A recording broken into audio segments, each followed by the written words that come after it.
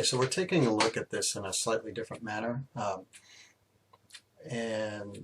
ultimately, it's all still just kind of the same thing. We're looking at the properties of logarithms. I'm going to start out by looking at the product property of logarithms. One of the things that we're going to do multiple times during all of this is we're going to compare the exponential to the logarithm. So with the exponential, you can see if you have two numbers the same base, when you multiply them together, you add together their exponents. And so with the logarithm, if you have a logarithm, base b, that is the product of two numbers, that you can actually split that up and turn it into the sum of the log same base of each individual factor. You can also look at this in terms of if you're given the two factors, notice that they have the same base, and that's critical. If you don't have the same base, then they're going to wind up, you're going to need different methods in order to solve it. If they have the same base, you're adding the logarithm, and you can take those two numbers and then multiply them together to give you your logarithm. So we just have some examples here. Log base 6 of 4 plus log base 6 of 9. They both have base 6, and so that's the same as log base 6 of 4 times 9, which is 36. So you get log base 6 of 36, which is 2, because 6 squared is 36. And so now here is another problem, log base 5 of 625 plus log base 5 of 25. Same base. They both have they both have base 5, and so you can multiply those two values together. You get 625 times 25, which is 15,625.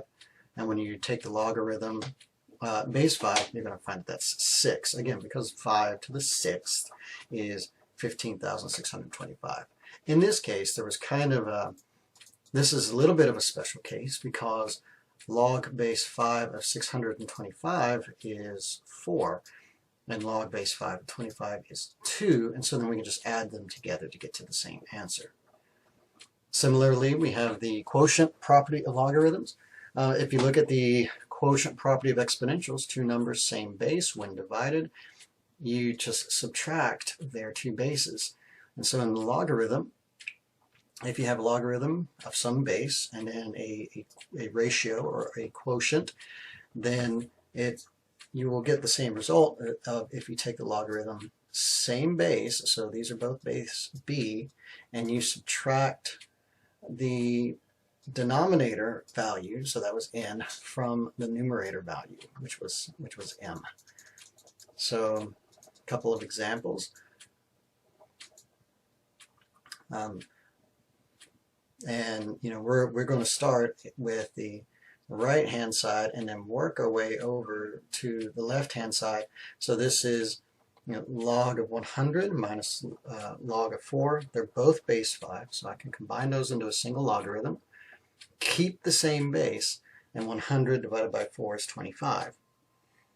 And then log base 5 of 25 is 2, because 5 squared, or 5 to the second power, is 25. In example number 2, they're both base 6 logarithms. So the log 500 minus log of 25, keep the same base. 500 divided by 25 is going to be 20, and that's going to be log base 6 of 20 is about 1.67. Because that's 6 to the power, you can check this in your calculator, 6 to the power of 1.67 would be about 20. You want to get more accurate, you would carry your decimal further. We also have the power property, so in exponents, if you take a power and raise it to a power, that's the same as multiplying the two powers together. And with logarithms, this idea of multiplication still carries, because the log of a number raised to a power is the same as that power times the logarithm of that number. So log base 2 of 32 to the 6th power is the same as 6 times log base 2 of 32. So essentially, you're just moving that power to the outside in order to get these values. And log base 2 of 32 is 5 times 6 is 30. And here we have log base 8 of 4, 4 to the 20th, so that 20 gets moved out to the front of the logarithm. And so now you have 20 times log base 8 of 4, which is 2/3, and then times 20 is 4/3. The inverse properties state that if you have a logarithm of base b, and that's of a power also base b, whatever the exponent is in that power is going to be your answer. And in an exponential, you take base b, you raise it to a power of the log of the same base. What you're left with is just the value that you're taking the logarithm of. So here, 3 to the power of log base 3, so it's just going to be this, whatever is inside the logarithm, which in this case was 81. And in this case, log base 3 of 3, so now it's just going to be the exponent, which was 11, is going to be your final answer. As we move a little bit further, we'll get into things like solving exponential equations. I hope that this helps out just a little bit when it comes to your logarithms.